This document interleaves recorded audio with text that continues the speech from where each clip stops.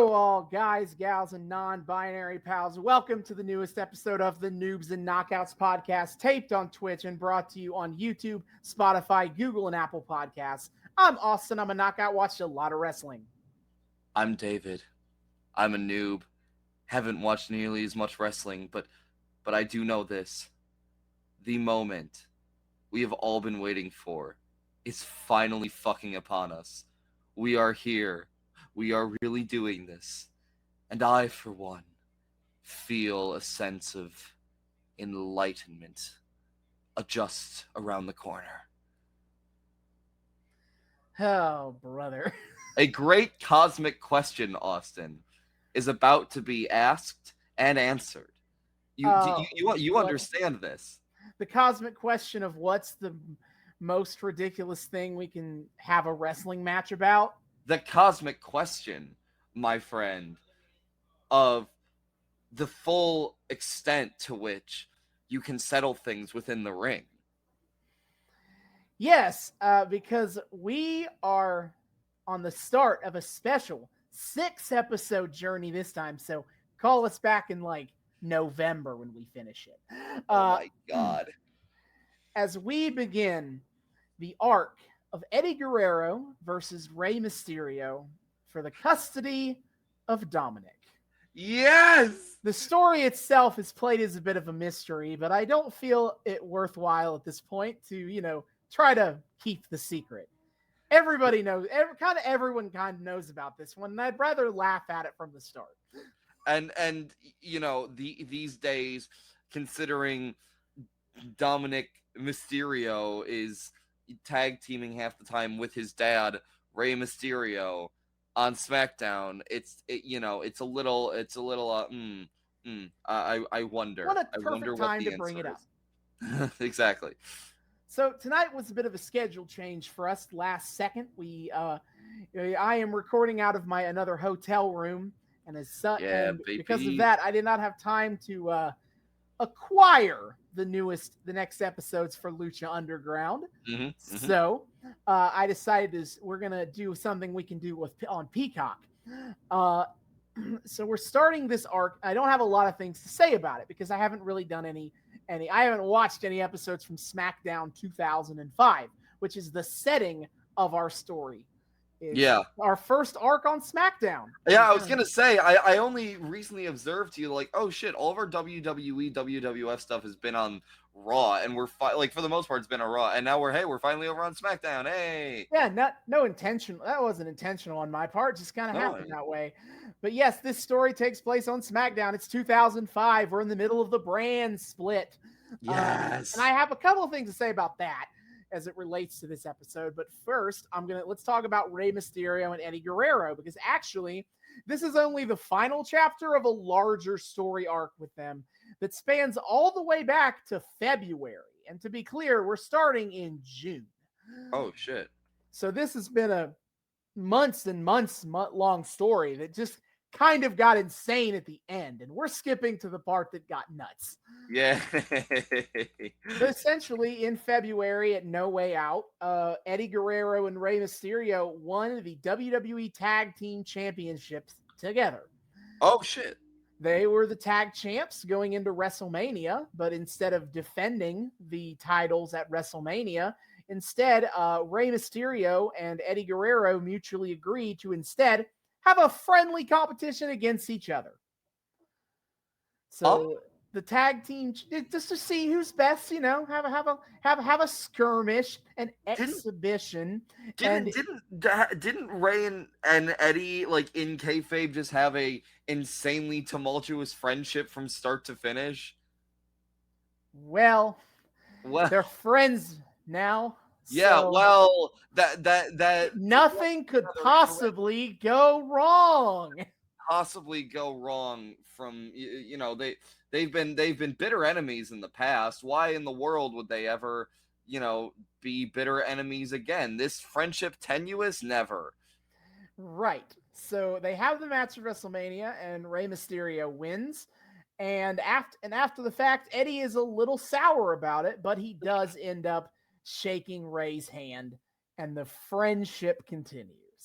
Okay. Over the coming months, However, Eddie continues to grow distant with Ray, and it kind of culminates where Ray and Eddie lose the tag team championships to M&M. I'll talk more about them in a second. Okay. Different M&M. M&M. Okay. They lose the tag titles when Eddie abandons Ray as a partner. Is basically Eddie begins a grudge against Rey Mysterio out of a sense of basically an inferiority complex. He really can't let it go that Ray beat him, and it has completely deteriorated any sort of friendship or camaraderie that the two could have possibly had.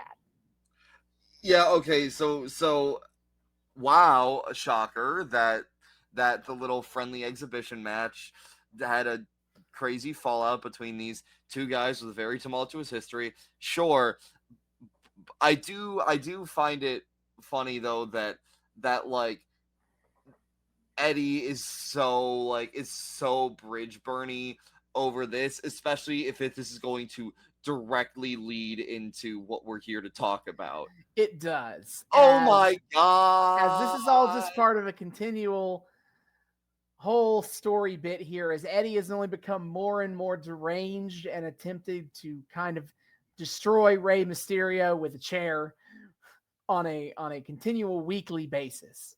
He is with a chair specifically. Yeah, he's big into chair attacks. Wasn't that also Chavo's thing on early Lucha Underground, the big into chair attacks? Yes. It runs in the family. Can't trust a Guerrero. Damn, we always get those chants that for Eddie whenever someone does a frog splash.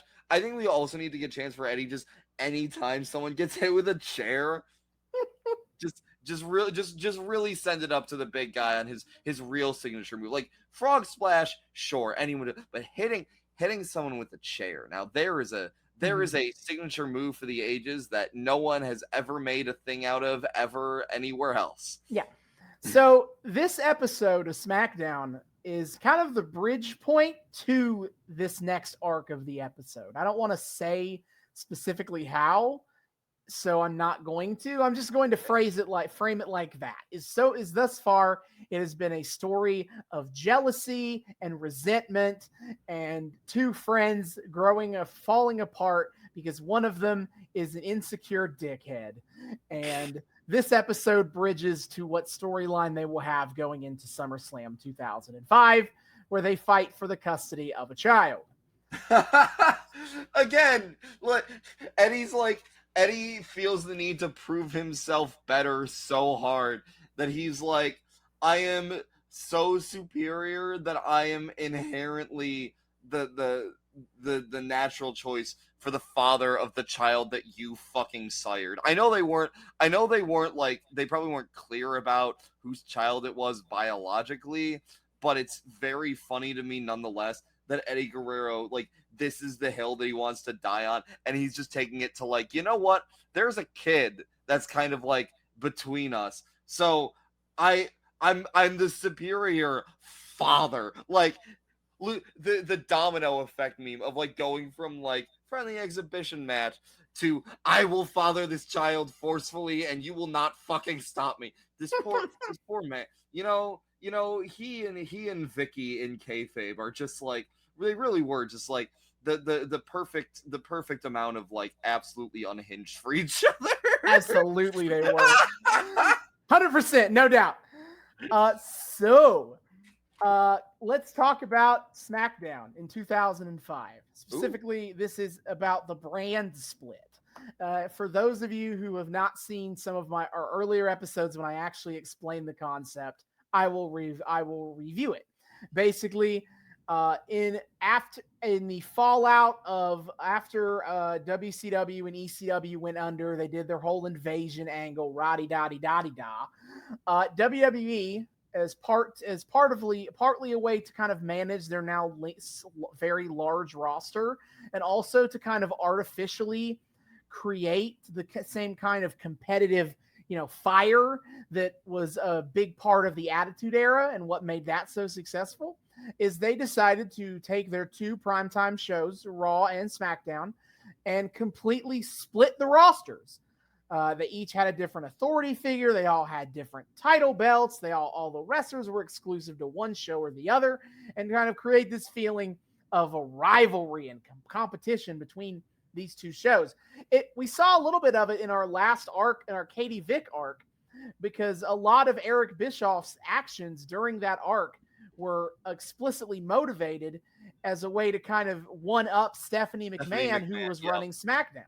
Yeah, no. That rivalry is still utterly hysterical to me. Of what great bedfellows Bischoff and Stephanie McMahon make for each other, and just like, I just love the fact that they run. We were talking about the fucking like WWE 2K GM mode before we started. They run their companies as if they were playing like the fucking video game, just making half their decisions out of complete spite. It's so beautiful. Well, I mean, for like half a decade, their video games, now we brought that up, their video game titles were called SmackDown versus Raw.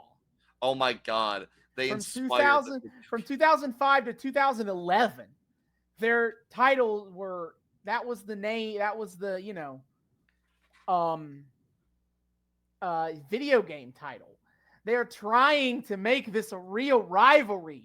Building a brand purely on spite, maybe the most on-brand WWE thing in all of WWE. Yeah. So the reason I kind of explained the brand split at this moment is because we are also in the middle of the draft. After the initial draft in 2002. Yes. Yeah. I was trying to remember when the initial draft was. It's 2002. They would routinely, usually on an annual basis, have a kind of a draft to simulate sports franchise drafting as kind of a way to mix up the roster. It's basically, some wrestlers from SmackDown go to Raw, some from Raw go to SmackDown. Kind of a way to keep the rosters fresh and exciting, even when you have already the same fucking roster, just mixed up a little. Yeah, and so for some reason, and I couldn't tell you why they made this choice, most drafts are a 1 week affair. Sometimes one night, but usually it's like one episode of Raw and one episode of SmackDown is how they choose to do it. Yeah. This time, what they decided to do in 2005 was break it up over the course of like 3 weeks and have a couple of draft picks on each episode of Raw and SmackDown. Okay. Why? I don't know. Okay. I assume it's just, I think it was the whole month of June, so they probably saw it as like a way to gimmick up June and kind of try to get like a ratings bump all month as opposed to 1 week. Sure. I couldn't tell you how that worked or not. Wait, I have a dumb question about the draft as it normally runs. So we get one episode of Raw and SmackDown each doing the draft, right? Sure. After Raw airs, isn't it pretty obvious who the fuck SmackDown is going to draft? Not necessarily. I guess not. The entire locker room doesn't become like quote unquote free agents, do they? No. We don't know who the free agent pool is, do we? In recent years, WWE has decided to kind of like publicize those pools as a way to justify is just basically like what WWE tries to do now is they put out 2 draft pools, one for Monday and one for Friday. So people don't answer the question of like, why the fuck did you draft Baron Corbin when you could have drafted Becky Lynch or insert some other specific scenario? As a way to dodge that question, they're like, some of the main event guys are only available on Monday. Some are only available on Friday. Shut up. Okay, I see how it is. So it's WWE trying to plot hole dodge. Okay, dodging plot holes like live action Disney. Always goes well. Never frantic and ill-conceived. Yeah. So I suppose nowadays, actually, the draft is like fully redrafting the entire roster, but obviously, mathematically speaking, most of the roster is going to stay right where they are. But that's the idea. In this point in time, it was treated like a lottery system where you got like 5 picks and you could take whoever you wanted from Raw and SmackDown, but you only get 5. So okay, sure. So I'm just gonna run down some quick the results from Raw and Smack from the draft recently because they will almost certainly bring it up on the show. On the June 6th episode of Raw, Raw drafted John Cena, which was a big coup of a moment because John Cena was at the time the WWE champion. And at this point in time, there was the World Heavyweight Champion on Raw and the WWE Champion on SmackDown. And Raw drafted the John Cena to Raw. So SmackDown is without a world champion as of the start of this episode. Also, wait, hold up. Does WWE currently have the heavyweight championship in effect still? No, it got folded. It got folded into the WWE Championship in 2013. Yeah, okay. I've never understood the point of the heavyweight championship because it just feels like the WWE World Championship, but not. Yeah, it's basically what it is. It's there so that both brands could have a world champion. It's the exact same reason the Universal Championship existed for about 6 years. Yeah. Before Roman Reigns recently. Yeah, now we have the United Uwu Championship. The United Uwu Championship, yes. Acknowledge me. The unified WWE Universal Champion, also called the Uwu title. It's so good. I love the Uwu Championship. Yes. But that's the gimmick. It's just another world title so that both brands could have one. Okay, thank you for the clarification. I've been wondering about that for months. So John Cena went from SmackDown to Raw. On the June 9th SmackDown, Chris Benoit went from Raw to SmackDown. It seems, looking at it again, they only had 1 draft pick per show on this month-long draft. On June 13th Raw, Kurt Angle was drafted to Raw from SmackDown. And on June 16th on SmackDown, Randy Orton came from Raw to SmackDown. Ooh. And then on the June 20th episode of Monday Night Raw, Carlito was drafted back to Raw. He swapped spit with men who aren't cool, if you might remember. Oh, yeah, my boy who swaps spit with men who aren't cool and whose favorite person in the world is John Laryngitis. Absolutely. So he was Raw, and then he got sent to SmackDown. Now he's being brought back to Raw. Actually, I don't know if it's his first time on Raw or not, but he was on SmackDown. Because you said brought back to Raw. Sure. Then on June 23rd, SmackDown, Mohammed Hussan and Khosrow Davari as a package deal are brought to SmackDown from Raw. Yes. Okay. Mohammed Hussan is on this episode of SmackDown. We are going to get. Wait, he's that guy, isn't he? Yes, as a reminder, he is the guy who he was first of all an Italian American. Great start to how the rest of this sentence goes. He was a character who was brought in to say that he has been discriminated against in the post 9/11 world for being a Muslim in America. Yep. The crowd response to that was boo. How dare you? How dare you advocate for like jingoism to chill the fuck out, you piece of shit? Now, again, as time went on, they leaned harder into the jingo, him being unironically a terrorist. Yeah.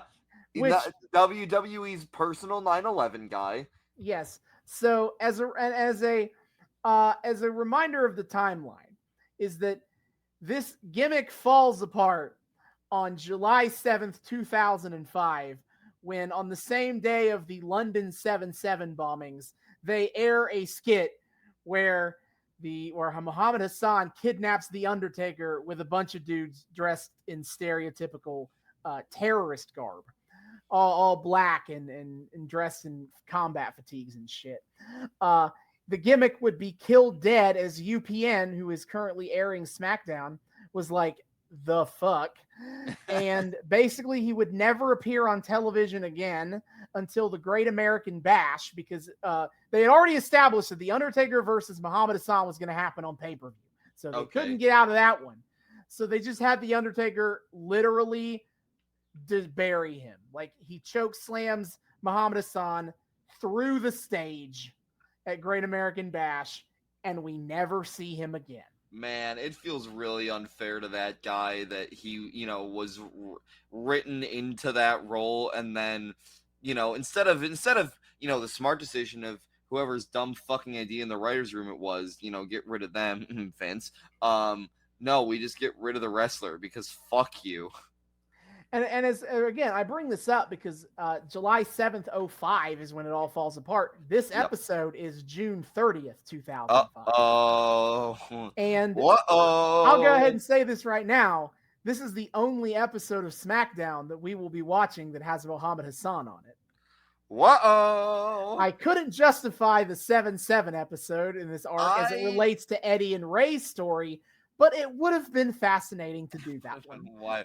Was Undertaker in his biker gimmick at this point? No, he is back to being the dead man. Okay, that makes that...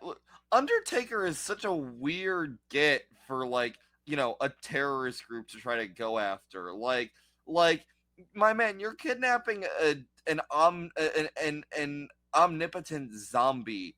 Like, that man will destroy you. Your kidnapping has no effect on him other than when he decides to target you for murderizing.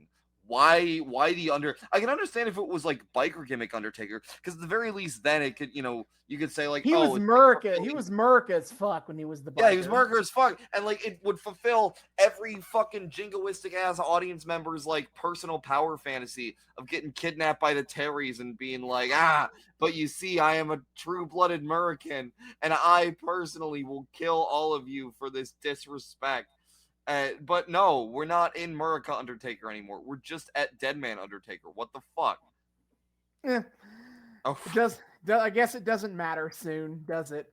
Doesn't matter terribly longer, I guess. Yeah. No, so they went to SmackDown, and then on the June 27th episode of Raw got its last 2 draft picks, bringing over The Big Show and Rob Van Dam. Oh my God, Wee Boy! And yes. Wait, we got two meme lords in one. We got Weed Boy and we got Whale. He's now on Raw. He's not part of this arc anymore. The old double W. Yeah. Whale. So SmackDown has 2 more draft picks tonight. I will of course not say what they are.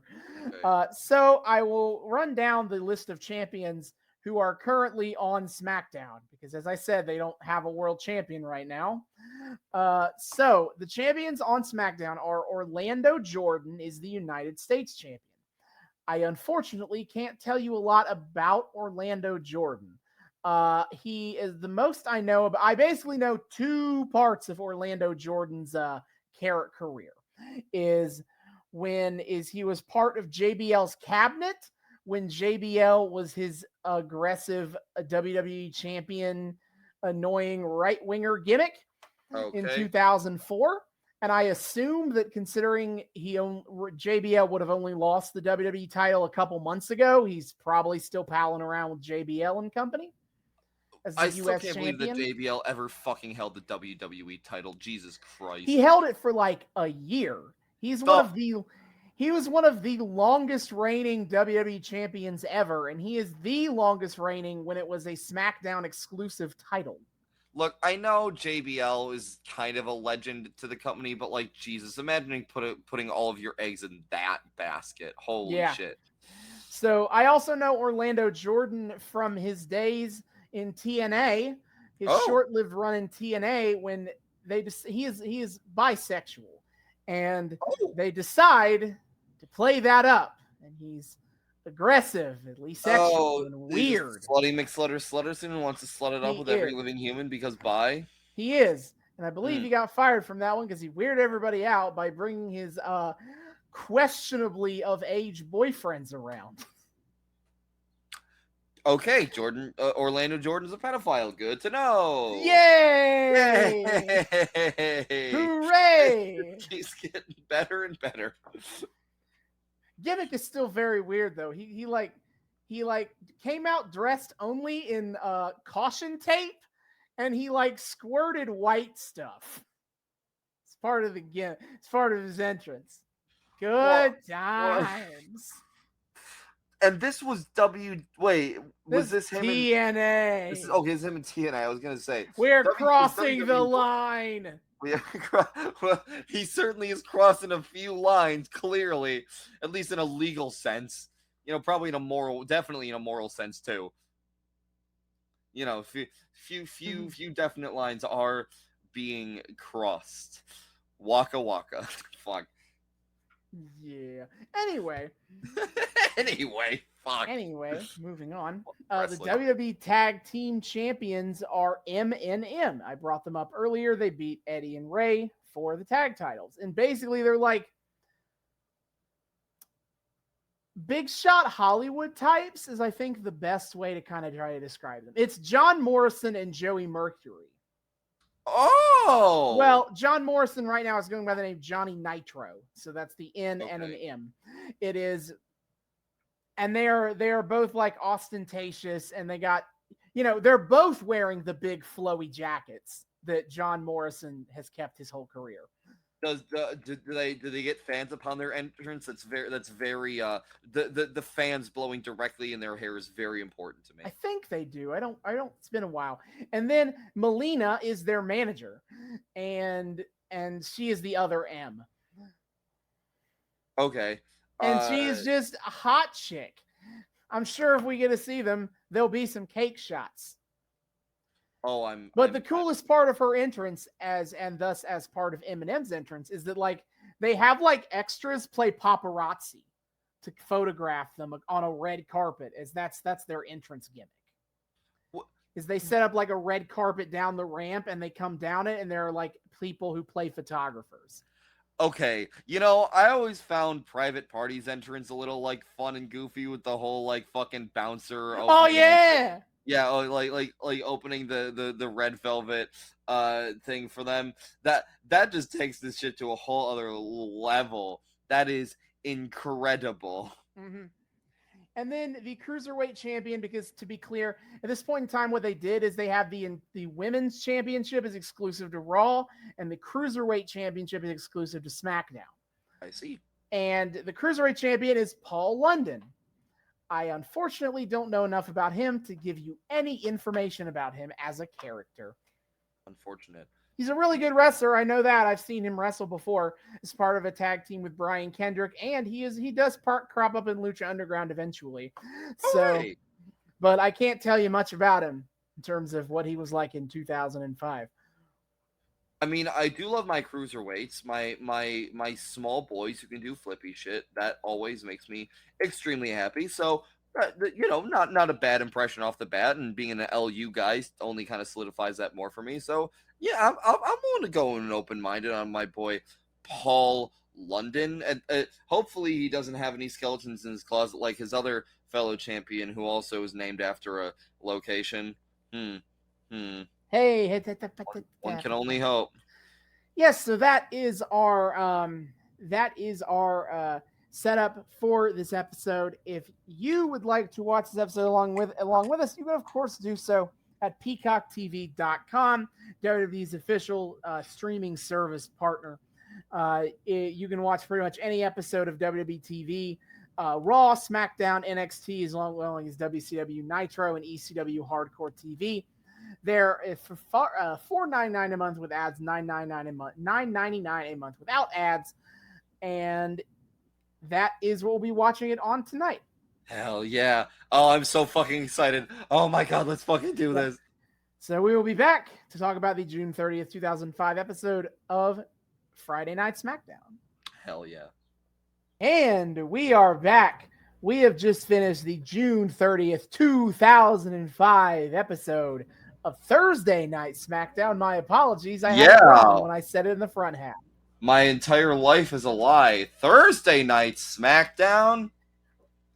SmackDown has bounced around between Thursday and Friday pretty much its whole existence. I just forgot what.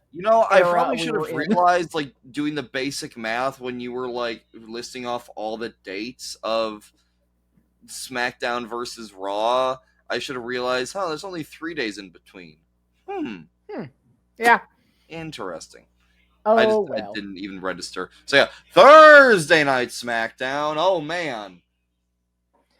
Yeah, a chaotic episode, I think. A lot happened, especially considering one match took up half the episode, which we will talk about. That was nuts. There's so much history to this episode of SmackDown that I didn't even know was going to happen. Jesus. No, there was you got caught off guard on multiple points, my man. It's always fascinating watching you have your, oh shit, I didn't realize this is when this happened moment. Yeah, I have to say though, this your reactions along those lines this time for things far less aberrant than like Godfather premiering when you didn't expect him to. Yeah, it's not always a good thing. It's always for the best when we get what I get surprised about, but I did get surprised big time on something. It's one of those things I have a vague sense of when that happened. I didn't realize it happened here. Yeah, exactly. Yeah, there were a couple. Things get off to a wild start immediately because off the bat we got fucking Daivari and Hussan. Well, I want to know if we want to start with the Eddie Ray thing, or if we want to just go in order on that one. I'm here for going in order. Okay. Just because I don't know, I like the flow of going in order. We got sure. It's all about that pacing. Sure. No, but we kick off the episode with Daivari and Hussan after a intro video with way too much white background. Oh yeah, that opening the opening credits. I was fucking blind afterward. Jesus. Okay. Mm-hmm. White background, chroma keyed into people in front of green screen. Holy shit. Mm-hmm. Anyway, so Daivari and Hussan are first to come out. Elia. His theme couldn't have started more stereotypically if it tried. Scared. This isn't English and sounds like it came from the Middle East. It sounds foreign and that's terrifying. That's not good. Anyway, yeah. So it's great. We're just off to the fucking races. I do want to emphasize that what I said that I did there was not like a parody of what that sounds like. It's literally how it sounds. Literally what it sounds like. What the fuck? Why? I mean, I know why they were being racist as fuck, but like, come the hell on, you absolute hacks. Are you kidding me? And it's like played over like a video of the American flag too. Like, oh, look at the irony. Okay. So yeah, that's a thing. But yeah, and also what I didn't realize going into this is that we got fucking Taz on commentary. Yes, I didn't mention it. Time truly is a flat circle. I didn't mention it in the front half, but yes, Michael Cole and Taz are the SmackDown commentators at this point in time. JR's over on Raw, ain't he? Yes, JR and Jerry Lawler are the Raw commentators. Yeah, so look at that. Taz and Lawler, or Taz and JR commentating on companion shows for the same company. Heck, time is a flat circle. I'll point out now in a couple of years, they will swap JR and Cole so that Cole and Lawler can be on Raw and Taz and JR comment together on SmackDown. That sounds like a magical fucking pairing. I know Cole and Lawler's obnoxious as shit. JR and Taz sounds great. Mm-hmm. But yeah. So Taz is here. Hell yeah. And Hussan advances to the ring, and of course, as soon as the audience goddamn lays their eyes on him, we start hearing USA chants. For a very long time. They USA for a hot second. Yeah, please shut the fuck up, audience. You're not cool. You're not the badass freedom fighters you think you are. Just stop embarrassing yourselves. I'm begging you. Also want to point out now is that Kazuo Davari, I didn't mention it in the front half, but obviously if you follow our Lucha Underground arc, you might notice the similarity of names of Delavar Davari. It's the same guy. Same human being. It's wild to see him with hair. Yes. That was a weird thing. I'm used to him being bald as shit, and he's just here with like hair and facial hair. Like goddamn, really. I kind of got legitimately Clark Kent affected a little bit. Just like, the slight change. All of a sudden, who the fuck are you? Who is this man? So once Hussan is deciding he's heard enough of the USA chants, he gets on mic and starts shitting on the 4th of July, which, based. Yeah. For first note is I mentioned in the front half that he is Italian American, not Arab American. Yeah. And he obviously doesn't sound super Italian, but I feel like you can tell that he's not Arab. You can definitely. Oh, I have notes on that, but like. It legitimately, I kind of said this as a joke, but also kind of legitimately, half the times it looks like he's trying not to do the fucking like Italian hand articulating. Yeah, I can almost hear in the background that this is the 4th of July. Yeah, his hands are like doing that motion. He's trying so hard not to let them like curl together to let his thumb meet with all of his other fingers so he can start like flipping it back and forth. Yeah.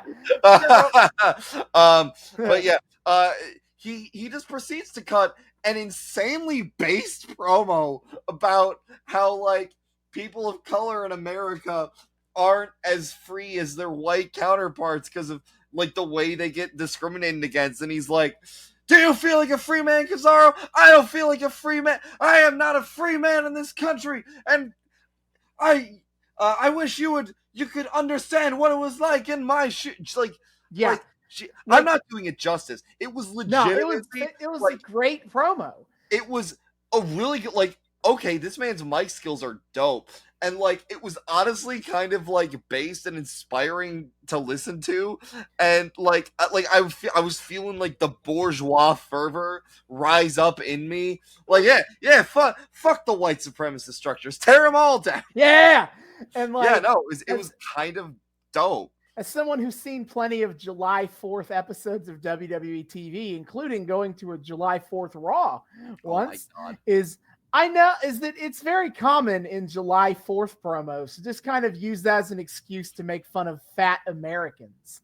Yeah. And your eating habits. And so I appreciate that Davari didn't go that route. No. He instead made a good point. Yeah. It was awesome. Like, why are you booing him? He's right. No, yes. Also, he apparently kicked Big Show's ass, which, damn, respect. Yeah, before we get to that, I will say that I noted in the crowd while he's still talking about the 4th of July stuff, because he does eventually transition to talking about wrestling stuff. Eventually, yeah. Yes, but at one point, there is a sign in the crowd that says "Speak English, Hussan and Davari," which I want to point out is racist as fuck because they both speak very clear English. Yeah, not even heavily accented English. No, Hussan especially, the accent is purely Western. Yeah, and so I won't say, maybe it wasn't a prescriptive judgment. It was a descriptive judgment. Like, literally, like, they just came here to observe that Davari and Hussan speak English. Well, I would buy that if they put them the other way around. If they just wrote it, Hussan and Davari speak English, but no. English comes first. The speak English came first. I thought you said it came second. I would love to bring an opposing sign just right next to that person. Speak English, Davari and Hussan next to it. Davari and Hussan speaking. Oh yeah, it's the other way around. I think that'd be incredible. No, and he then proceeds to go on so he mentions that he kicked the Big Show's ass, which, like, okay, he got a win on Big Show. Yeah. That's badass as they hell. were, yeah. There, to be clear, is that like we talk about how this gimmick is shitty, of course, and how they bury it dead real quick. But before the 7/7 bombings and they bury this thing 6 feet in the ground, like they were actually giving a lot to Daivari. Like, even like he, as he mentions, he's undefeated up to this point, and even if he also does skits where Hulk Hogan beats him up, he's getting beaten up by Hulk Hogan. That's not insignificant in 2005. This man is clearly a talented wrestler and promo cutter. Yeah, and they were positioning him as a big-time heel until that old damn 7/7, man. No, yeah. But yeah, so he then starts going on his anti-Undertaker bent, which is kind of confusing. It's kind of plain. Yeah, he basically brings up the 5-man elimination match they're set up, because again, as I mentioned, in the front half, at this point in time, SmackDown has no world champion. John Cena was drafted away to Raw. So their solution for that is tonight to have a 5-way match. It was going to be 6-way match, but Big Show got drafted back to Raw as well. So he is no longer available for this. It is Mohammed Hussan, JBL, Booker T, The Undertaker, and Chris Benoit. And the winner will be the SmackDown champion. Yeah, so that's a thing that Hussan gets to be a part of. Yes, and he is lobbying against the Undertaker being in the match because he is in a feud with the Undertaker, pointing out that JBL. How established is this feud at this point? It's been a couple of weeks worth of stuff, I believe. Okay, like it's been established. He doesn't call out the Undertaker for absolutely no reason. Okay, that also makes the like abduction shit make a little more sense. Like, okay, I get why. It's an escalation of a feud. It's just a very poorly timed escalation. But still, my man, I get that you're talented, but like, please know who the fuck you're feuding with. Like, really take some time to think about it. But he tries to argue that the Undertaker recently lost to JBL, so like, what right does he have to compete for the world title on SmackDown? It's bullshit, I say. Yeah, which fair enough. And then the Undertaker comes out, his whole big long entrance. I don't believe we've ever experienced his post 2004 entrance on the show. After he basically has that entrance for the rest of his time after he quits being a biker. We joke, like, we'll joke about how some wrestlers have like long entrances, like, you know, you have the fucking IT crowd bit where it's like, how long does this go on for? 1,000,000 hours apparently. Like that, we joke about that with, you know, people like Chris Judas this day and age. But Undertaker, holy shit. Yeah. They take their sweet ass time. He walks slow as molasses, and we just hear gong, gong. The entire fucking time. I'm not going to say it's a bad entrance though, especially cinematography wise. They do some cool angle stuff with, like, they pump so much fucking smoke around here, and they use that really well. Oh no, it's dope. It's just so I just find it funny how fucking long it is. Like it just takes its sweet ass time, man. I'm gonna come out however long I want. No, I mean, it's quality, and everyone knows it's quality, including our man Taz, who very astutely observes that it sends goosebumps up your spine. Taz, my man. I will always regret not being able to see The Undertaker's entrance live. It's, you know, by the time I started being a wrestling fan, he was in his I'm only showing up for WrestleMania. Yeah, fair. Part of his career, so like, welp. Well, guess I'll die. Yeah, but the Undertaker hits the ring eventually, and Daivari done scoots out of there real fast. Well, yeah, they have a little confrontation. He tries to go after Hussan. Hassan's like, whoa. Or he kind of tries to step to the big man, and then he gets choked, and then Daivari comes up behind him, hits him with a chair. So Undertaker turns on Daivari. Hassan uses that time to get the fuck out of there. Then Daivari tries to get out, but Undertaker catches him and choke slams him, waka waka. Yeah. And commentary's like, oh man, I bet Hassan's regretting his life choices right about now. Yeah, Hassan backtracks and starts because he earlier in the promo talked about how this is the end of the age of the dead man. Yeah. And Undertaker's like, the fuck you say to me? Non-verbally, because Undertaker doesn't say a word this whole time. And he's like, whoa, whoa, whoa, whoa, whoa, whoa, whoa, whoa, whoa. I didn't mean any disrespect by that. I mean, you've beaten everybody. You've had a very long age. But then he goes, you've never beaten me. True. Yeah, the absolute cojones on Mohammed Hussan are legendary. Mm-hmm. Quick, one more quick sidebar before I make kind of a final comment on that part of the thing is like they mentioned that Big Show was supposed to be part of this Eliminator match, and then he just got. I love how like they just got rid of him while he was lined up for this fucking Eliminator tournament. Well, okay. So the idea at this point, I believe, is a draft lottery. So we are expected to believe it is random. Well, I know that, but like. I find it funny that he got teased as being part of this Eliminator, and then, they decided, yeah, no, we're going to trade him over to Raw. Fuck you. Yeah, whatever. Yeah. I mean, we'll see later there's a reason for that, but still. Yeah, so at the time I was Daivari gets chokeslammed, it would go to hell.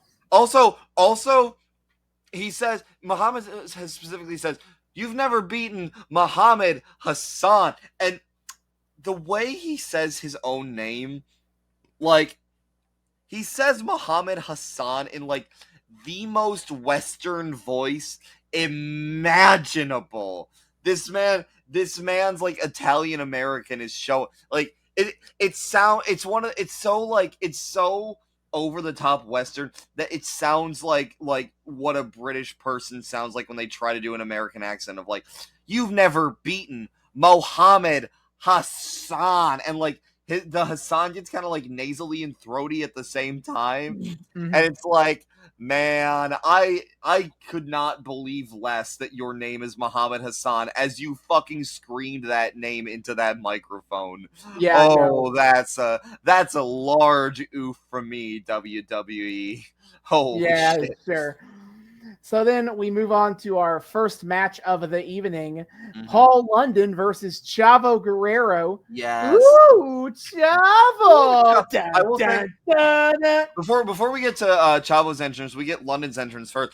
And I do have to wonder if that building had any need to be health inspected, because Michael Cole makes the comment of there's a championship feel in the air, and I would really like to know what the hell championship feel in the air means. You might want to get like an air quality test commission there. Get an air filter that clears that right out. Clears that shit right out of there. Absolutely. But yeah, so fucking London makes his entrance while the entire audience and staff are getting high on whatever fucking fumes come from championship field in the air. Yeah. Getting real high on that supply. Yeah, true. But then yes, ooh, Chavo. I was fucking dying. Off the bat, I just as a point of curiosity, I wonder like what the percentage of Mexico Chavo has pissed off at this point in time. Like, where's that sitting at? Where are we working with here? What? Well, I mean, I think you could argue based on how this segment goes, he's clearly pissed off some of Mexico. Yeah, that's the best part. I wondered this, and then we get later on. So, by the way, it is a cruiserweight championship match. Yes. So they start going at it, and it's a solid match. Again, just really need to point out, it's fucking surreal hearing Taz's voice on commentary. Like it feels like I'm watching an AEW match through the filter of like 2005 WWE, specifically just by Taz commentating on it and kind of making it feel legit with just how I'm used to what I'm used to hearing him commentate on. So that's nuts. But yeah, so they're fighting, and it's a good showing. Like, yeah, Paul great London matchup for London here. Paul London, I clearly suggested that I don't really know much of his character, and I don't think this helped. I don't think he has much of one besides being a good guy. Yeah. But he is a great athletic performer. He was one of the coolest moments in the match is Chavo Guerrero has got Paul London in the corner. Paul London jumps out of the corner, leapfrogs over Chavo out of the corner, a kind of a standard lucha-y move, high flyery move. But he manages to like back kick Chavo in the back in midair. Yeah. It's super subtle, and I caught it more on the replay, but it was dope as hell. Dude, the Chavo's talented as shit for as much of a bastard as he always plays. Mm-hmm. And yeah, clearly Paul London's a great guy, and I'm instantly interested in like checking out a lot more of his work because that clear talent on display there. Something else I wasn't ready for. Oh ho ho! The MEXICOOLS. Yeah, so all of a sudden the match gets interrupted by a train of lawnmowers. I referenced the MEXICOOLS at the end of the Katie Vick arc as part of the remember stupid shit that happened in the Ruthless Aggression era. Okay. And yet I wasn't prepared to actually see them. So to kind of paint this picture for you, it is 3 Mexican wrestlers, Juventud Guerrera, Super Crazy, and Psychosis, who I will emphasize are 3 of the greatest luchadors of the late 1990s. Oh, shit. They all had extremely successful runs in WCW and ECW.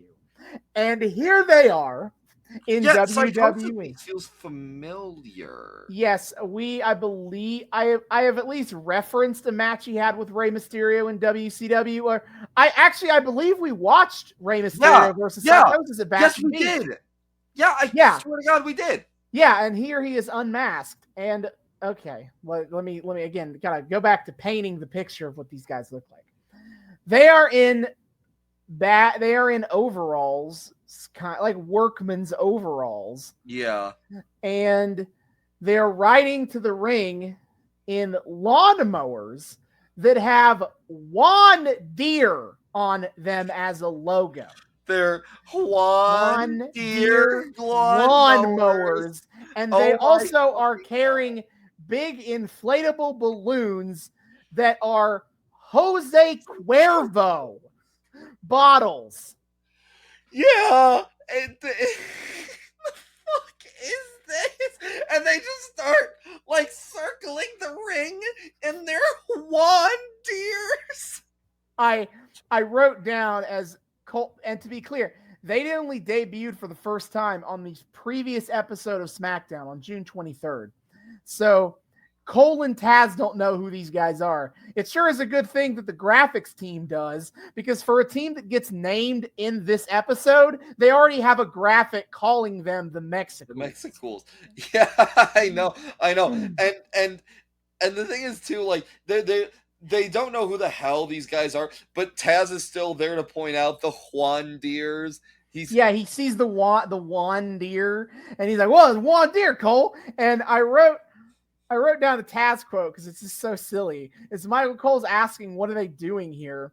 And Taz's response verbatim: "They're driving lawnmowers, Cole. What do you think they're doing?" I fucking love Taz, man. He's such a goddamn goofball. Thank you, Tazmaniac. Extremely cool, extremely helpful. Yeah, no. So this is clearly this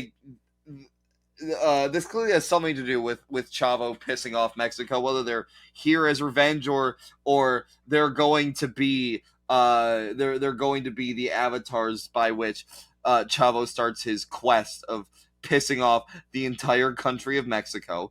Yes, it all starts here with the MEXICOOLS. They are here, and they start just wrecking shit. They attack both Chavo and Paul London, and Chavo and London kind of team up to the match gets thrown out as they all interfere, and it becomes a 3-on-2 fight. Chavo and Paul London try to fight off the MEXICOOLS, who just beat their ass, and that's that. And Chavo and London, man, they kind of make a good team, but they do. They work well together, but oh well. They never team up, do no, they? God fucking damn it! They probably team up in the future to fight the MEXICOOLS, but not anything long term. But the damn numbers game. Yes, it's the win. Eventually, Psychosis goes to get a microphone, and Juventud Guerrera signals at him. And he takes the microphone he got from the timekeeper's area, and then clocks the timekeeper in the head. Yeah, for no reason.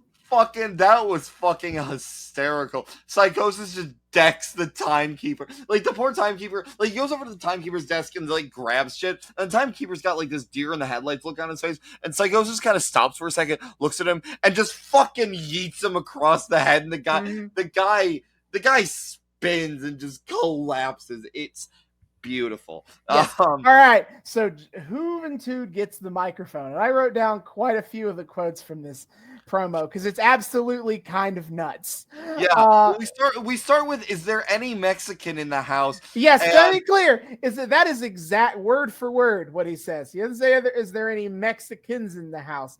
He does say, is there any Mexican in the house? Several times. I get what he was going for. Yeah, of course. But a big cheer gets raised. And Austin, I would like to posit a theory to you that I don't entirely think that every single person who was cheering in response was actually Mexican. I'm probably not dubious of that. But I will point out that this show is taking place in Anaheim, California. So this would be a crowd that is at least more favorable to the Mexican population than the average American crowd. So that's probably why this promo has to go the way it goes.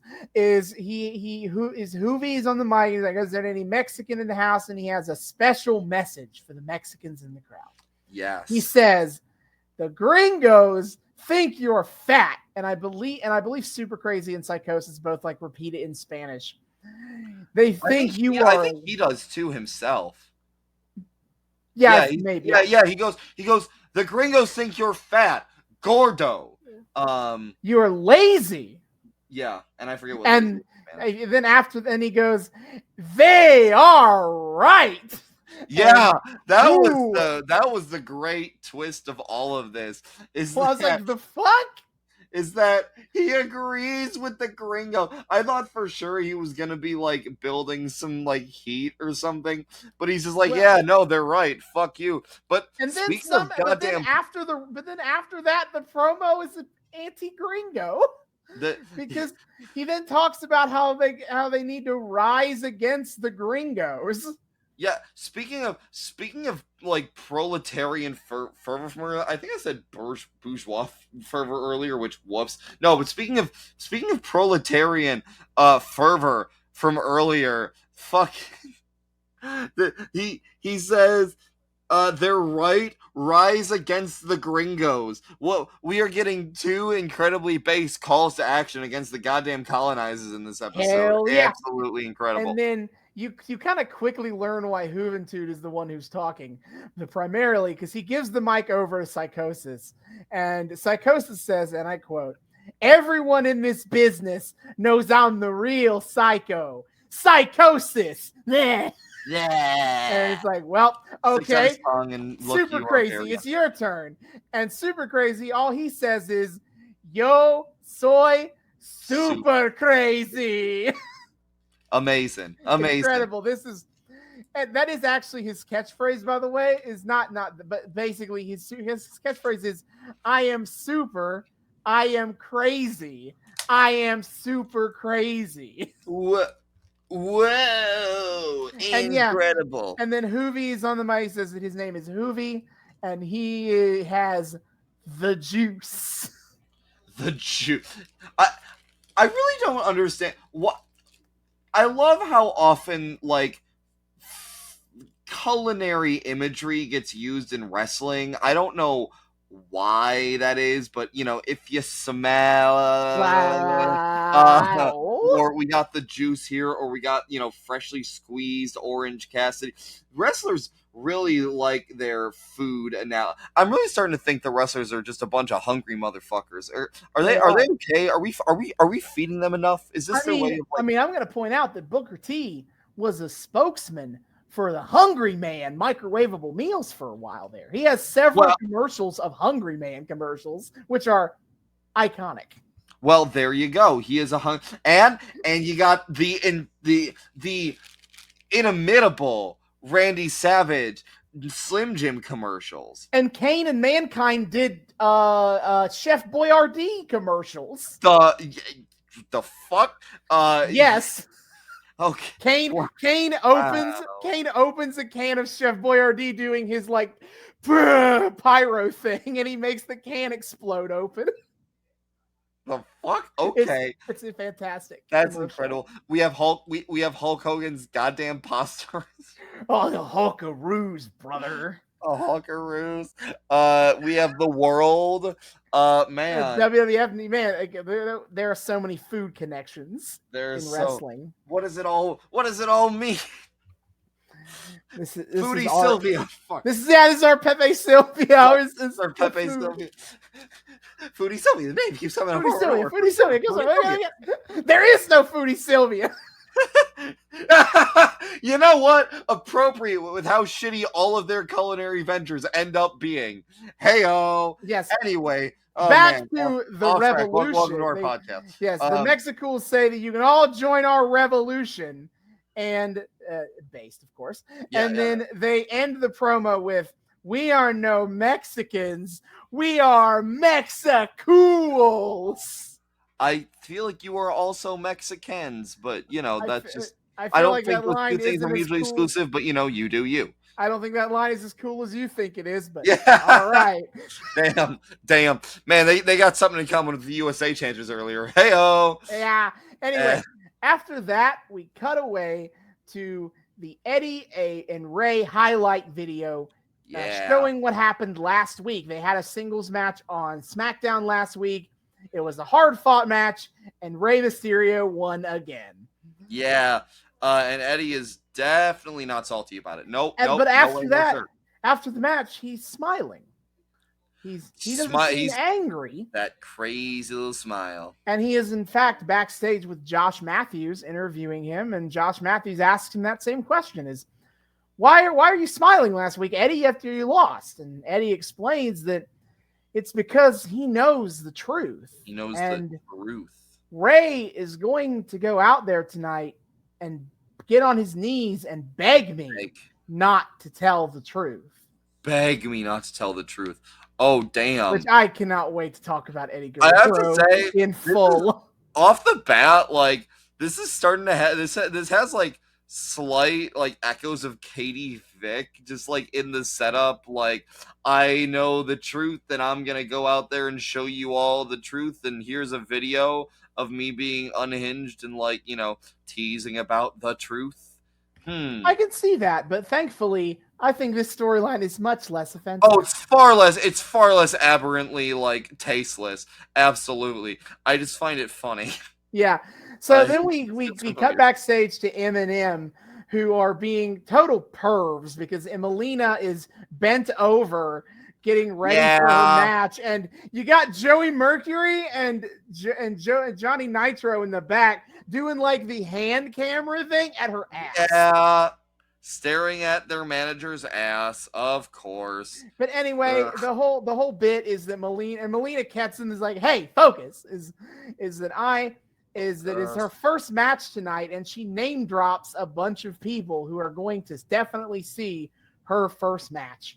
I didn't catch all of them because they're all 2005 celebrities.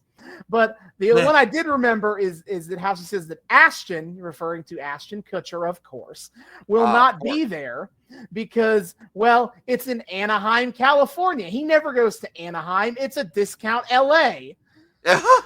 Yeah, building that fucking heat as you do. Got to shit on the place and everybody hates you. Waka waka. But she is going to take out that Melina has sworn that she will take out that wannabe diva Michelle McCool tonight. And in fact, she is so confident Eminem can stay in the back. She's got this. Yeah, so, no. Not only she goes out to all the fucking paparazzi, of course. But like, not only is this a debut-ish of the MEXICOOLS, it's the first match of Melina's WWF career. That's pretty wild.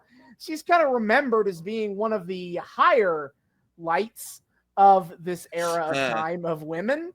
So it's like, whoa, Melina's first match. That is, no, I don't understand like the full historical context, obviously, as you know, am the noob, but she certainly seemed cool in ring. We'll get to that in a second. Yeah. Which before we get to her entrance, which I would like to re-highlight, is they start doing the plugs for Smackdown, and one of the plugs was for the Fantastic Four movie. Yeah, baby. They just keep picking fucking winners in there. I was like, what? I guess it is 2005. What? Jesus Christ, that's Fantastic Four movie came out. The Chris Evans Fantastic Four movie. The Chris Evans. The one Evans that and has Jessica Alba as Sue Storm. Yeah, and some what's his nuts as the other guy and some I know him in some TV shows, but I don't know his actor's name. Yeah, wild shit. Inferior way to name your Fantastic Four movie. I'm just saying. All right, I guess we gotta go watch something from 2015 to make sure that the Fantastic Four woke Fant Four Stick, obviously. You're damn right. You'd love to see it. Yeah, Melina has got her full entrance that I was talking about with Eminem earlier. They roll out the red carpet. They got the paparazzi. You know, here's the thing. If it were just her entrance and Eminem's entrance, I could understand like the paparazzi, you know, it's all part of the act, right? Like they just like to posture as, you know, famous dudes who are getting, you know, they're famous, but not famous enough to not have to do wrestling as a job. But it can come across as posturing and like, you know, the paparazzi people are all just part of the act and they're not actually. But like earlier when Melina left her dressing room, you could hear paparazzi out in the hall like clamoring. So I want to know how the fuck what the fuck the kayfabe explanation is for why these three people are constantly getting chased down by paparazzi. Because they are, of course, very famous with very many famous friends. But how, Austin? What are they famous for?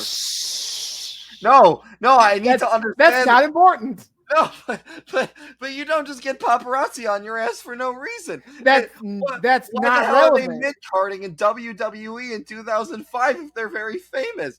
That's not important. What's important is that they are very famous. I need answers. What does it all mean? Yeah. Also, shouts out to the TV crew. I'm sure they'll get this right eventually. Is that Melina does her famous bit where as she's getting into the ring, she does a split on the apron and the camera doesn't pan to her ass. Yay! Even though she, by design, comes into the ring in a way to show off her ass. She is clearly a woman who likes to show off her posterior. Don't you worry, the WWE cameras will figure this out soon enough. They'll make sure to get that right. Oh, joy. Yay. Anyway, Michelle McCool comes out with not her music that I'm used to and also wearing powder blue. And I'm like, who the fuck is this? Undertaker's future wife, apparently? Yes, Michelle McCool, future wife of The Undertaker. Neat. And I was like, I wrote LMAO. Michelle just spears the shit out of Melina to start the match. Okay, so this match was wild. Oh shit, McCool's still married to The Undertaker. That's nice. Yeah. this match was wild. Like, first of all, because, like, Melina is clearly a pretty good wrestler. McCool seems like she's a pretty good wrestler. But, like, so that was neat. But off the bat, they're both two of the more athletically inclined women's wrestlers of this time. Yeah. Yeah, I mean, it wasn't great, but it was fine. But Melina is making noises as if she's just screeching. As if she were a wounded squirrel. This entire fucking like Michelle McCool spears her, and she just immediately like, I can't go that high, but like it is like high pitched and it's squeaky and it just like comes out and bursts, and it was absolutely fucking wild to listen to just throughout the entire match. Like, I don't know how the hell you sustain that, but just the entire goddamn time she's screeching. It's so fucking funny. Yep. So early in the match, Melina's getting her ass kicked until eventually she tries to feign surrender, and she puts out her hand for the handshake. And Michelle hesitates, and then Melina cheap shots her. Of course. Yeah. And this gives Melina an opportunity to take advantage. They go a little bit of a back and forth. Michelle gets Melina. It's not a long match as you'd expect, but Michelle gets Melina up into the corner punches, Michelle has such a gap in her legs in the way she put her stance. I'm like, Melina could easily get out of this. And well, what do you know? She kind of does. She power bombs Michelle off from the top where Michelle's on top. And then she pins Michelle McCool. And while she does it, she gets her legs up on the ropes for added leverage. Yeah, and the commentary is like, hey, that's cheating. Hey, ref, that's cheating. It indeed is. But LOL, didn't see it. Ref didn't see it. Melina How the fuck does the ref not see it? She starts levitating otherwise. Like, no, she's clearly, that's so dumb. How the fuck do you not see that? That's such bullshit. Ref's got tunnel vision. Once he's in a pin, he's all he can see. He's only looking at the shoulders. He can see nothing else. For the rest of the episode, I noticed. We'll get to more on that later, But yeah, so he incredibly missed it. So Melina wins somehow and gets away with it and gets the win. Waka waka. But Melina after the match is still big mad, and Eminem by this point have come down to the ring. So she tells Eminem to pick up Michelle, and they hit her with the snapshot, which is it's kind of like it's kind of like they both get her on their shoulders, like her legs are on Joey's shoulders and her head is on Nitro's, and then they just dump her.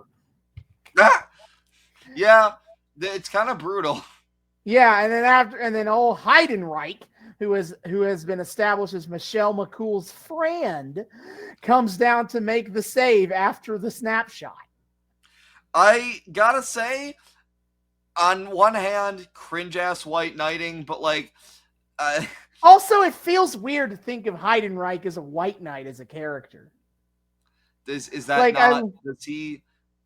Does he have trouble with women otherwise? Like, no, it's just like what I mostly remember him for is the writer that pitched him to be an unfrozen Nazi, and him otherwise just being a angry monster dude. Yes, I swear I've explained this before, but yes, this is Vince rejected this pitch wholeheartedly, but the original pitch for Heidenreich, specifically on the grounds of Vince rejecting it, and I'm just like, of all things, that's what he fucking rejected. I'm going to be honest, I forgot this part of the story, and this might be the big reason that Vince rejected it.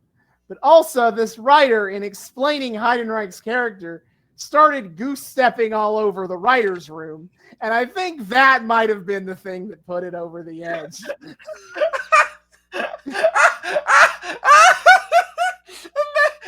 What did he feel the need to demonstrate? What the fuck does goose-step look like? Yes, he has to demonstrate Heidenreich here. So he's got to just start goose-stepping. You see, Sophie has this new idea for a wrestler. and it is a very original idea that has nothing to do with my own personal life. He is an unfrozen Nazi from Nazi land, and he starts goose-stepping all over the place, and he says, "See, Kai," and he extols the virtues of the great Führer who did absolutely nothing wrong. and even and even Vince McMahon is just sitting there going, whoa. I'm gonna need you to take this down. I need you to tune it down just a little bit. I'm gonna need you to back that up a few seconds so we can go back to hearing bitches about how I bang my daughter. Yeah, we have respectable pitches here, pal.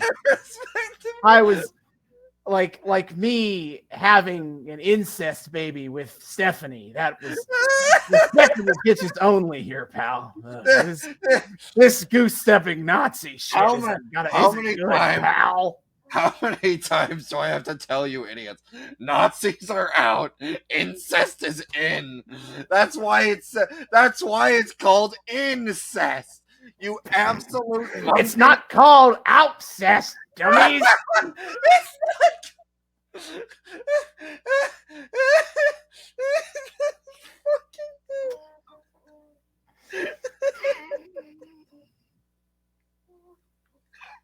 It's not called outs. That's going on a shirt one day. No, it's not. Yes, it is. We would make all of the money, Austin. I would love to go around in a shirt that says it's not called outcest. Oh my fucking god. Let's move on to safer topics. What the fuck were we talking about? Heidenreich being the White Knight amazingly. Okay.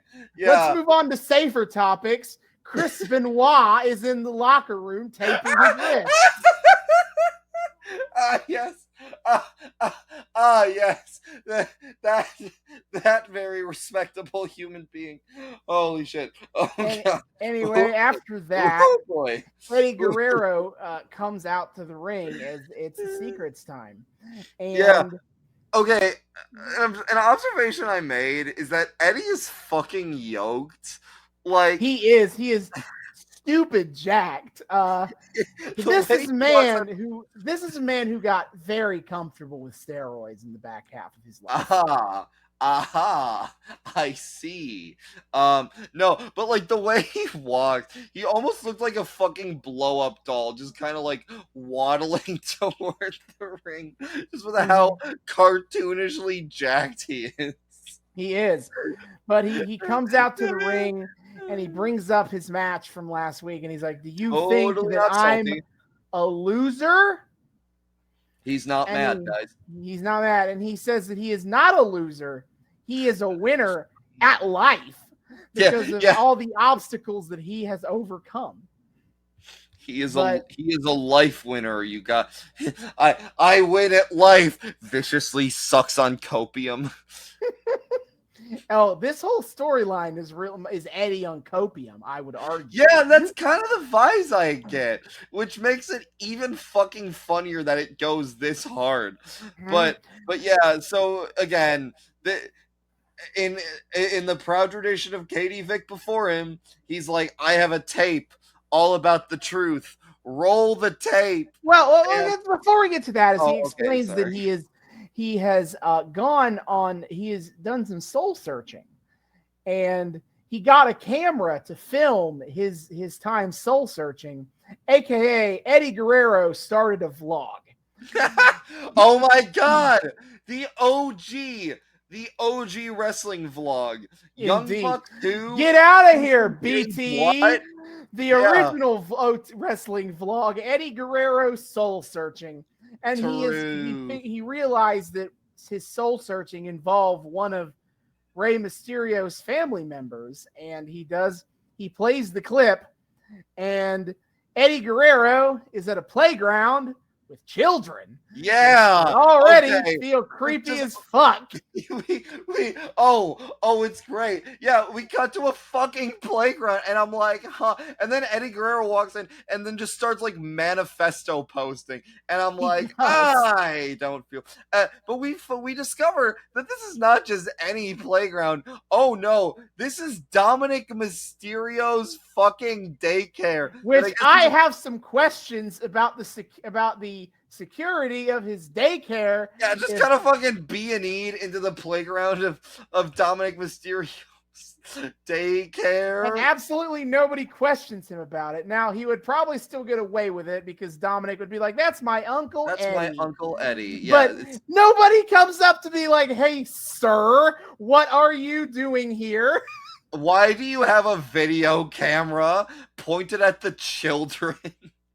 Yeah, so he goes, Dominik, he points over to Dominik to show he's there, and Dominik is swinging on the swing. He's like, hey, Dominik, hello. And he's like, hi, Uncle Eddie. And he's like, hey, swing higher. No, you can do it. Yeah. And he then, again, not at all creepy, is like, hey, Dominik, you want some candy? Eddie Guerrero rolled up into here with a white van. And some motherfucking free candy for the children. He pulls out like a Twizzler, which amazingly comes up again later. Yeah. So he pulls out a Twizzler. The motifs, Austin. The very important visual motifs of the Twizzler. Very important. Has a lot to say about fatherhood. Yes, so he pulls out the Twizzler and he gives it to Dominik. And earlier while he was manifesto posting, he says, I wonder if Dominik likes secrets. And so he takes Dom over. He has Dominik slide down the slide. You know, he's just playing with Dominik. Yeah, it's so great. I find it funny though. He tells Dominik to go slide down the slide, and like Dominik like climbs up a ladder on the playset in order to get to the slide, and Eddie's like, "Hey, faster!" Like he's trying to fucking like wrestling condition him. Like, okay. But so Eddie sits down at the base of the slide. And he's like, hey, come sit on my lap, Dom. Come here. And he sits there talking to Dom, and he's like, hey, love you. And he's like, hey, love you too, Uncle Eddie. And he asks Dominik if he likes secrets. And Dominik says, yes, I love secrets. And Eddie asks him, he's like, do you like bedtime stories? And Dominik says yes. And Eddie says that he promises to tell Dominik a bedtime story he'll never forget. And they hug, and the whole time Eddie just stares over Dominik's shoulder right at the camera like a freak. Creepiest ass face I've ever seen. Like, he smiles little, and then his smile just kind of fades, and he just like glares directly at the camera, and I'm just like, bad touch. Get away from me. Yeah. So Rey Mysterio comes out after this, obviously. Yeah. And Rey Mysterio never gets the microphone to talk himself. He says things and Eddie Guerrero reiterates them. But Rey Mysterio is begging Eddie to not go there. And Eddie's like, not go there? You mean tell the truth? The little secret between us? Yeah, and at one point he's like, do you want to hit me, Ray? Yeah, you want to hit me? Right ahead of him. Yeah, he's like, hit me right here. And he eventually pushes down Ray even to try to get him to hit him. And he eventually goes on a rant I never lose. I always win in the end. I always win, no matter what happens, how it happens. Cope and seethe. And he threatens to tell Dominik the secret if Rey Mysterio doesn't get on his knees right now. And Rey Mysterio does. He gets down on his knees and begs Eddie to not say anything. Yep. And so Eddie backs up and he pulls out a bag of Twizzlers. And he's like, hey, Ray, you want one? They're good. I gotta say, Eddie offering Ray candy somehow was not any less creepy than him offering candy to children on the playground. Yeah. which maybe I guess Eddie just always got those creeper vibes when he's handing out Halloween with Eddie Guerrero must have been a time. Not a fun time. Not a fun time. Vicky's like, babe, you got to tone it down a little bit, and he's like, hey kid, you want some candy? Vicky's like, babe, chill. No, I'm just offering the kid candy. You want some candy? The fuck. Anyway, and then he turns around. He's like, Vicky, calm down. You want some candy? So he starts eating the Twizzler, and then he takes the candy that was chewed up in his mouth and shoves it into Ray's face, and then goes, chew on that, and leaves. And Ray looks horrified. Understandably so. This storyline, Eddie Guerrero is honestly having doing a masterclass here in being an absolute psychopath. Oh my god, no, absolutely. This is like it's off the fucking like chain, and it's clearly like it's still, you know, a little like hyperbolic and like over the top, I suppose, but like it never feels like it goes into goofy territory. Eddie Guerrero is a master of like making shit like this work, it seems. Like he feels so dangerous and scary. Yeah, he's able to take this material and kind of fucking elevate it, and good for him. I mean, God, no wonder he's regarded as goddamn highly as he is. Yeah, it's honestly, it feels so weird to me because I've never seen Eddie Guerrero like this, really. Like in WWE, his kind of most common character is like happy-go-lucky cheater face. Like his catchphrase has always been, I lie, I cheat, I steal, but you know, it's like charming. It's charming. It's like it's like that funny Bugs Bunny kind of way of like, he's a sly bastard sort of thing. Yeah, and I've also seen his stuff with China where he is deeply in love with China. That was a fun time. Oh, but man, that was a good story. But I've never seen him this like unhinged and just evil. Yeah, this is straight up like this, and I think in that case, if this is kind of like an uncommon thing for him to go this hard, I think that makes this angle even cooler, that he's able to play it as well as he does. Because this seems like this is absolute second nature to him, and it seems like this is just a natural extension of who the fuck Eddie Guerrero is as a person, which is horrifying. Yes.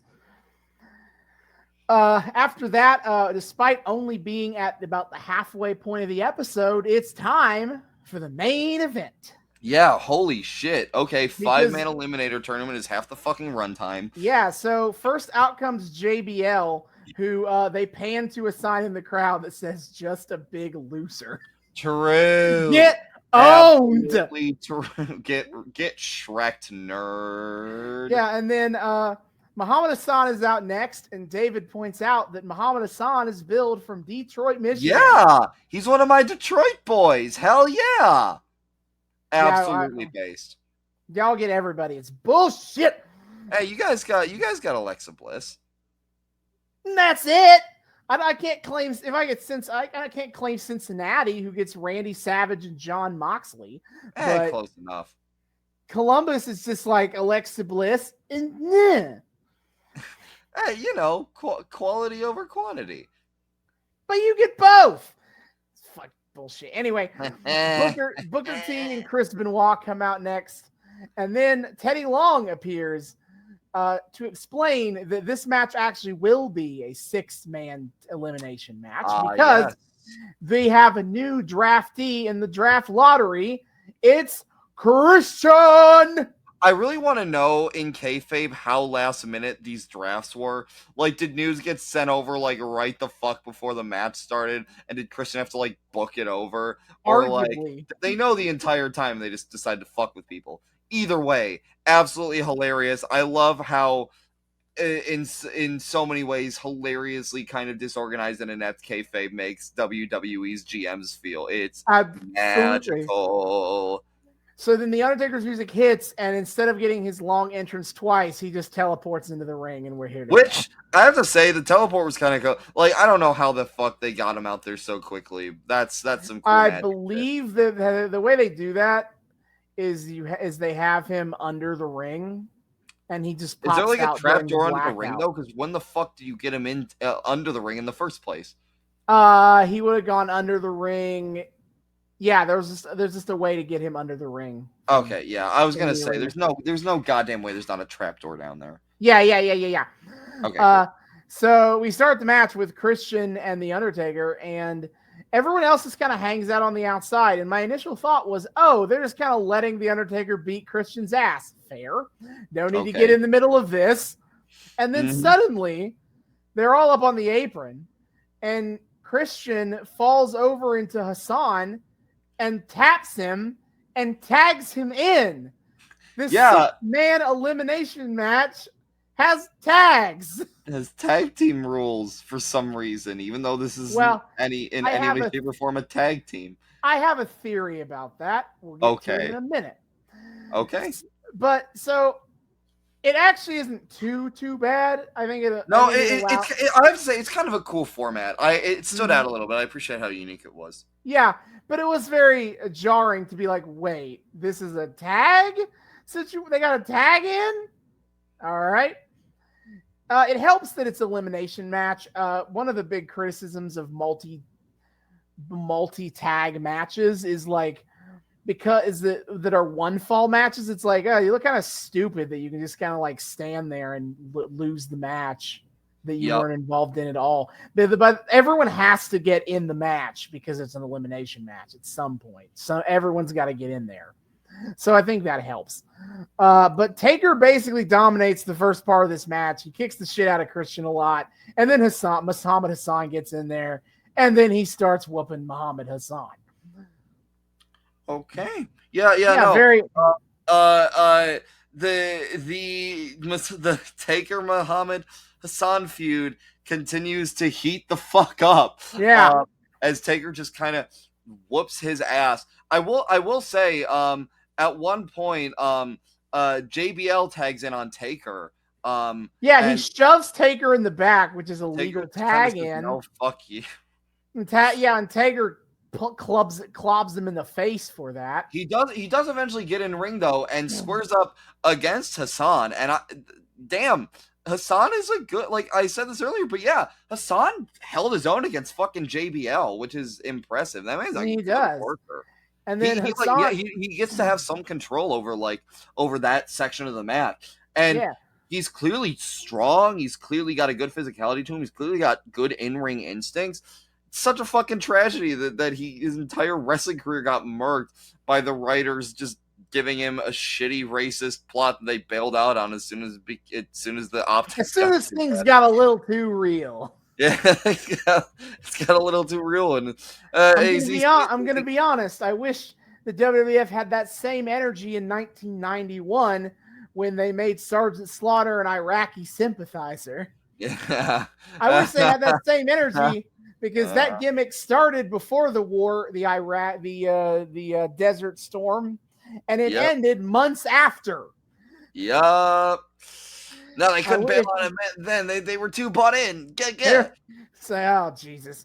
So, Hussan tags in Benoit, and it's kind of a situation of Benoit and JBL kick the shit out of each other, and it's two of the worst people you know doing a good thing. And Benoit kicking JBL's ass and JBL kicking Benoit's ass. And it's so cathartic. I mean, JBL obviously is not a double murderer, but he just, he's just a stupid bullying jackass. Man rubbed me the wrong way. Still happy to see him get his ass beat. Yeah, and in real life, actually, in all the ways, fuck Chris Benoit. Man, it was just, I was just rooting for both of them to get hurt. It was the I just hope everybody has fun meme, but I just hope everybody gets absolutely fucking wrecked and can never work again. Yeah. So JBL and Hussan are in the ring, and Hussan tags in The Undertaker by punching him in the face. Yeah, as you do, absolutely. From there, it all kind of falls apart. Yeah. Where Taker goes back to whooping Hassan's ass, and at one point, Mohammed Hussan grabs a chair. Taker steals it, and then Taker hits Mohammed Hussan with a chair. That's a DQ, sucker. First man out is the Undertaker. Yeah, in this somehow Taker's the first one out. Of course, they couldn't let him go out clean. They had to DQ himself. But I love that Taker just couldn't help himself but beat up this little shit that he really doesn't like. Yeah. And so he keeps whooping Hassan's ass, and Hussan is run off to the back, and they declare that Hussan is out of the match.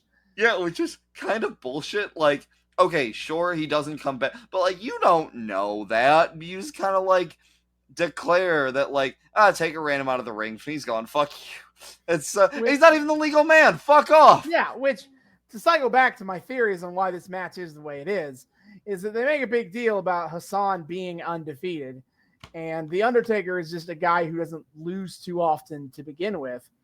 And they are in a match that theoretically both of them have to get pinned because neither one of them is going to win this match. They have it's very classic. You have another storyline going on, so you're not going to win this tournament eliminator whatever thing. Yeah. So how do we get them out of the match without either pinning either of them? Well, if we make it a tag match, there can be DQs. So we'll just and countouts. So we'll just let them do that. Hell yeah. Brilliant. That writer's room high-fiving themselves. They had an epiphany, and they were absolutely happy with themselves about how. No, but honestly, it's one of those good shit born out of ingenuity things. Like I said, I kind of liked the format of this match. It made things interesting. Yeah.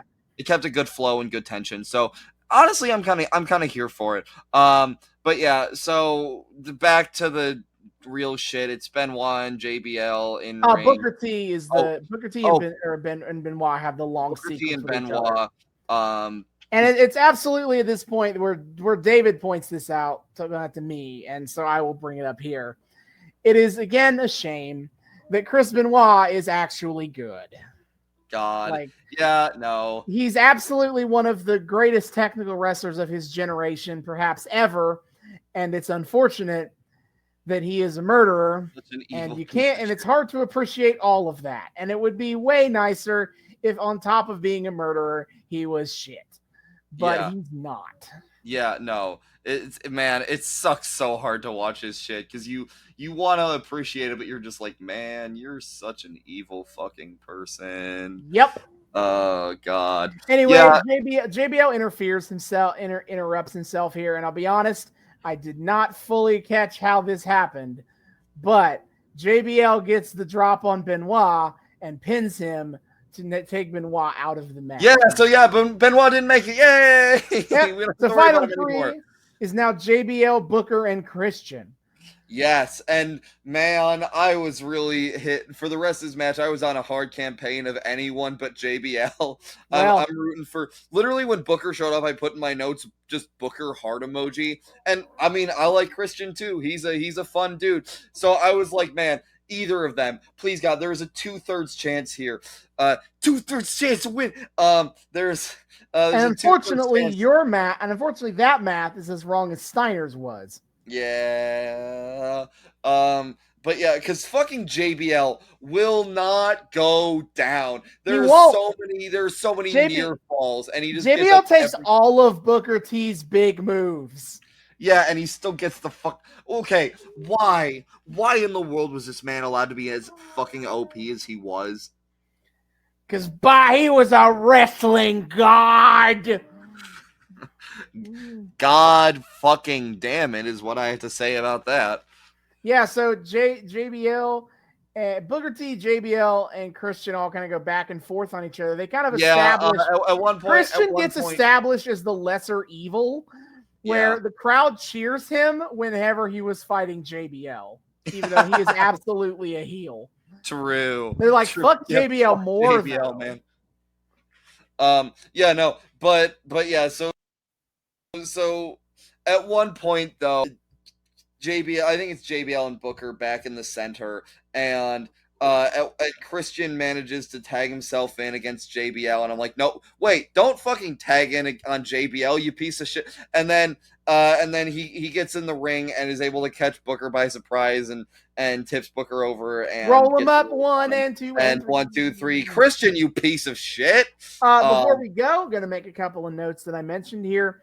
Is a favorite moment of the match for me was when Christian did a sneak tag to tag out Booker T, and JBL stands there befuddled that the ref is telling him that Booker T isn't in the match anymore, and Christian just drop kicks him as he turns around. Very funny. Yeah, get JBL looked like an absolute idiot.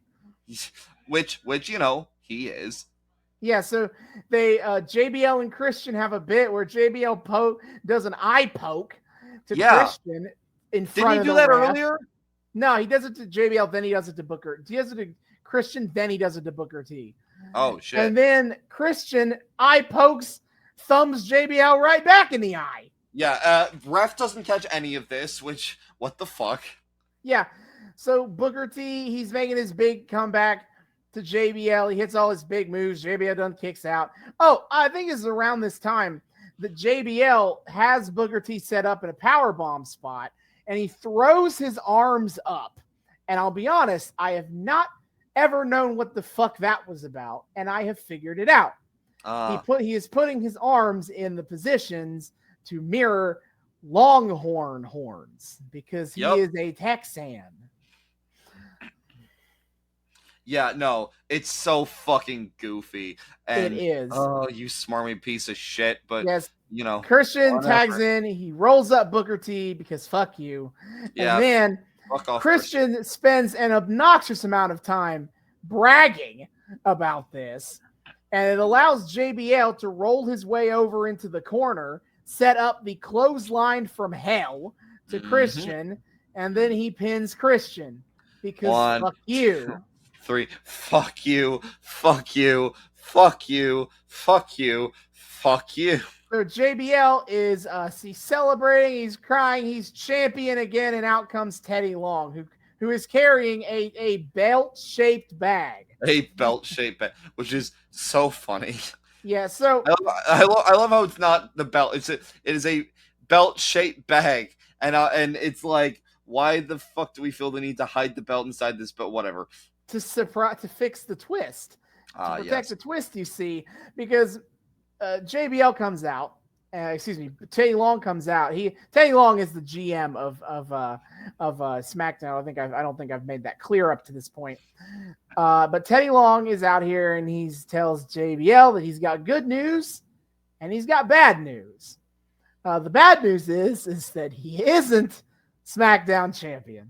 We went through this whole bit for him to not be champion because Teddy Long realized that with the draft lottery that actually we don't need to crown a new champion here on SmackDown. And the good news for JBL is that he is the number one contender to this man, the world champion Batista. Yes. Yeah. So they swapped champions in this year's draft. Absolutely by total random happenstance, I'd by say. By complete random craziness. But yeah, this is why in the front half I was very cautious to not mention the world heavyweight champion and who that was and why, because I knew that this was going to happen. That the draft in this episode was going to send Batista to SmackDown to be the world champion. No, but again, this once again raises my question of when the fuck they found out about like these draft decisions, because while it was great to see JBL's dreams get crushed right there, that very funny 40-minute match was for absolutely fucking nothing. Why? Why did I mean again? It became a contendership match, but why the fuck would you go forward with that when it is gonna end up having fuck all to do with what you originally promised as the goal or as the reward here? What the LOL? Fuck? Get bait and switch, nerds. This is what that championship feeling is in the air, and it says "fuck you." The championship feeling got Teddy Long all. Man, it'd be a really funny idea as if I had him fight the whole match, and then Batista came in anyway. Yeah. So Batista, he comes out, he does his pyro, yeah, I'll walk for miles inside this pit of danger. And then he comes out in his suit, he's got the world title, he's all bandaged up in the head, because as they say on commentary, Raw had a pay-per-view like that past Sunday when he fought Triple H in a Hell in a Cell match and beat him. So he's still kind of banged up from that, but the world champion is on SmackDown. And JBL is his number one contender. That's what JBL gets for winning the 40-minute match. That is hysterical. Fuck you, JBL. I hope you lose to Batista. I hope you get fed to Batista like a bitch. Well, don't you worry. Is that match is happening at SummerSlam 2005. So we will, in fact, be getting to see JBL versus Batista. Oh my God. Why are we always at SummerSlam, Austin? Because it's a great pay-per-view that is less time-consuming than WrestleMania. You know what? That's fair. I just find it very funny that we keep fucking doing storylines that have shit at SummerSlam. Mm-hmm. It's always goddamn SummerSlam up in here. Anyway, the match was a lot of fun. It was a super cool match to watch. And again, all those fucking contenders were talented as hell. Even goddamn JBL, who I hate, and Chris Benoit was a fucking murderer. They're all insanely good in ring. And we absolutely never get, and we really never get to watch matches this long on this show. Yeah, seriously. WWE doesn't really care to do matches 40 minutes long very often. Yeah, really. So it was a bit of a treat to get to see this. And again, it was a really good match.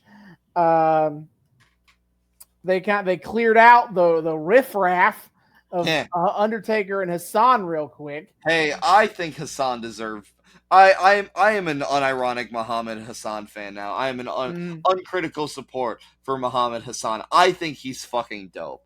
I wish he could. I think he is as well. Too bad we will never see him again in this arc. Or ever in wrestling ever again. Waka waka. Waka waka. But like the Booker Christian JBL sequence at the end of the match was really, really good. Oh, it was super dope. I adored the hell out of that. I mean, again, the whole thing was fun, but at the end when it got really like fast paced and technical, that was dope. And again, the tag structure to it did kind of add to some of the like tension of it all. Like I was sitting there going like when Christian tagged out JBL for himself, and I was like, oh shit, this is gonna end with one of the two dudes I'm rooting for eliminated, and then only like a 50-50 chance on whether or not a person I like is actually gonna get the goddamn win. Mm-hmm. Like it had tension to it.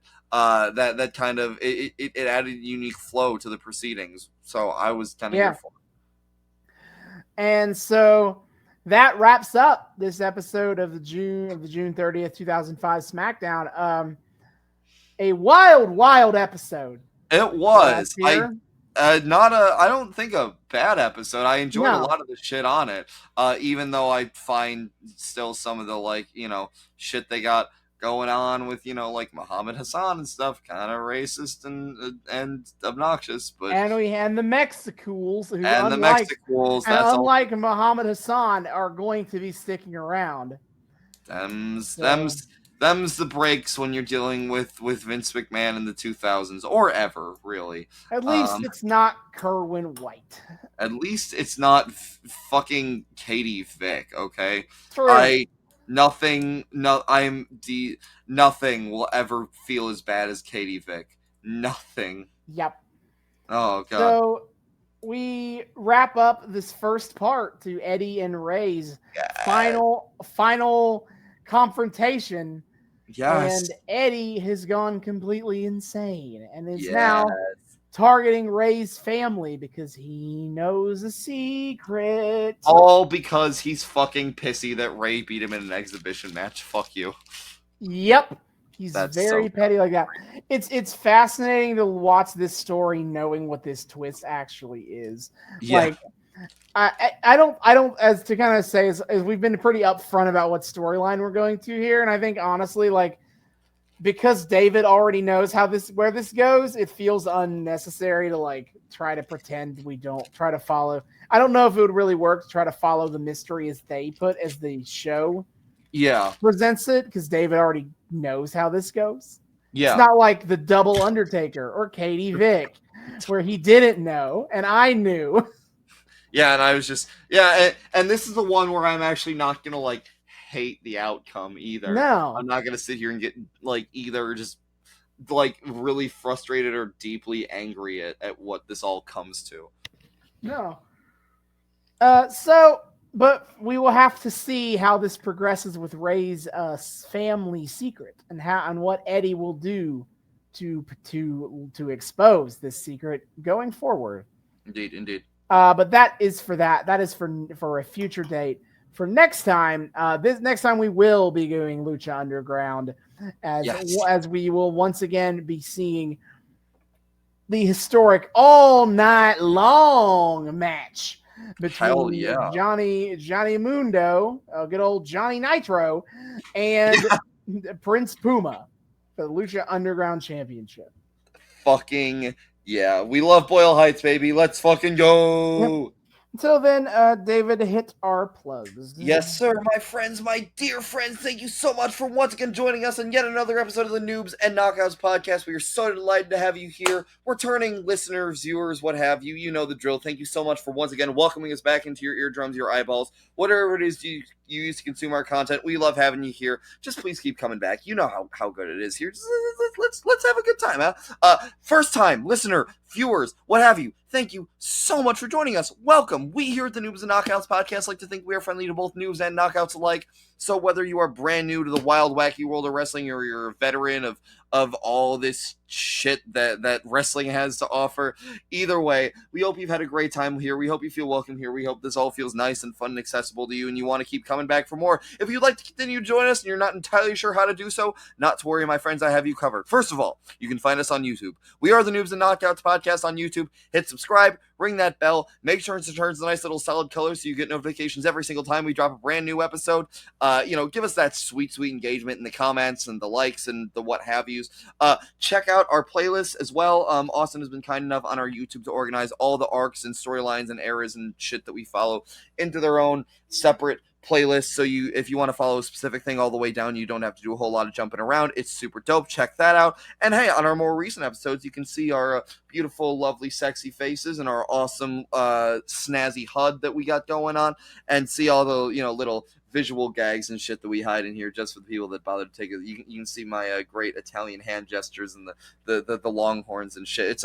It's a whole thing. Come check it out if you're intrigued. But of course, for the audio only listeners, we have you covered as well. You can find us on 3 of the best places to find your podcast, which are Spotify, Google, and Apple Podcasts. Check us out over there. Give us those downloads and reviews and ratings. And, if you enjoy us, consider leaving a nice review, good 5-star rate, and let people know, hey, these guys are pretty cool.